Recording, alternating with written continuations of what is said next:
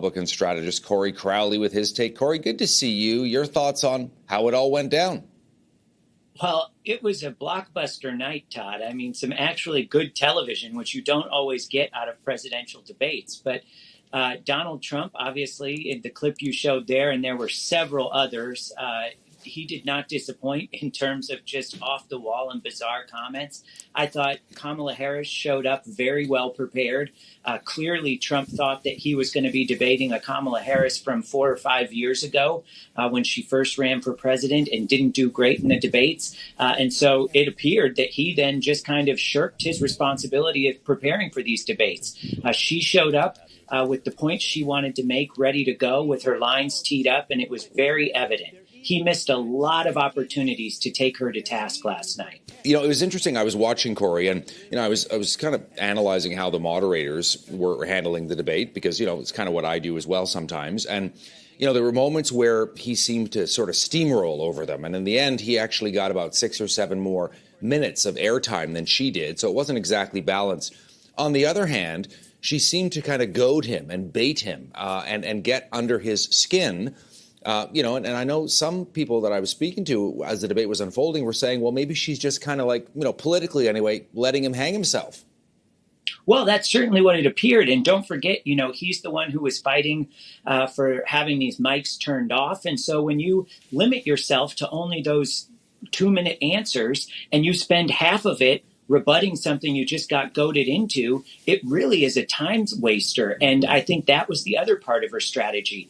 Just get him to ramble so he couldn't get to answers, so he couldn't get to policy, and so he couldn't get to what she should have been most afraid of last night and what he should have been most prepared to do, which was force her to defend the Biden-Harris record. And she really got away without having to do that last night. Yeah, the handshake we just showed a moment ago was interesting, too, where she walks out and we were like, OK, what are they going to do? Are they going to shake hands or not? And she actually walked over to him and shook his hand, which was, sort of a bold move. And I thought that may have set the tone for how this was all going to kind of play out. A lot of Americans still don't know what to make of her, that she's a bit of an unknown. I'm wondering whether you think she was able to, move that needle where it's like, OK, I was at the, Democratic National Convention. You may have seen my speech there. Now you've seen me in a debate. Again, it's just a small amount of time, though. I mean, Trump's been around for 10 years, longer if you consider his, prior career as a celebrity. Yeah, I think that's where she fell short last night. Now, did she win the debate hands down? Absolutely. Was her performance what it needed to be? Yes. But what she didn't have the opportunity to do, or didn't do well if she had the opportunity, was really explain what a Kamala Harris presidency will look like, what her priorities for the next 4 years will be, and what type of president she hopes to be. And I think that's what a lot of Americans still want to know. Now, what's working in her favor is that this is an extremely binary choice. Most people love or hate Donald Trump. The vote for or against Kamala Harris really has very little to do with her and a whole lot to do with the people supporting her not wanting to see Donald Trump back in the White House. I know that, I felt she started off a little slow and then she got better and better as it went on. I mean, you got to remember the pressure that are on these people. They know that there's tens of millions of people watching at home, hanging on every word. Certainly for her, it was the biggest night of her political career, and she really needed to knock it out of the park. I want to play something else that Donald Trump said that's getting a lot of headlines. And there was, a number of different things that were sort of strange. But this one has to do with people eating pets. Listen to this.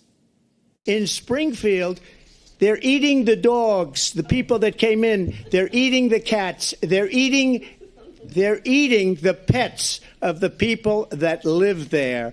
And this is what's happening in our country. Well, Cory, you're from the Midwest. Are they eating pets in Ohio?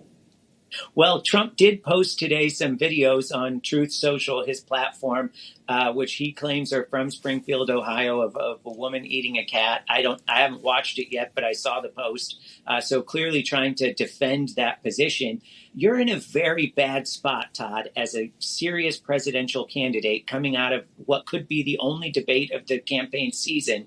If what you're having to do is post videos on social media of people eating cats to defend something you said in a debate the night before, this should be a point where he's beating on nothing but the the record of the Biden administration. Was your life better under me or wasn't it? Most people economically would answer that question yes, even if they hate Donald Trump, the person.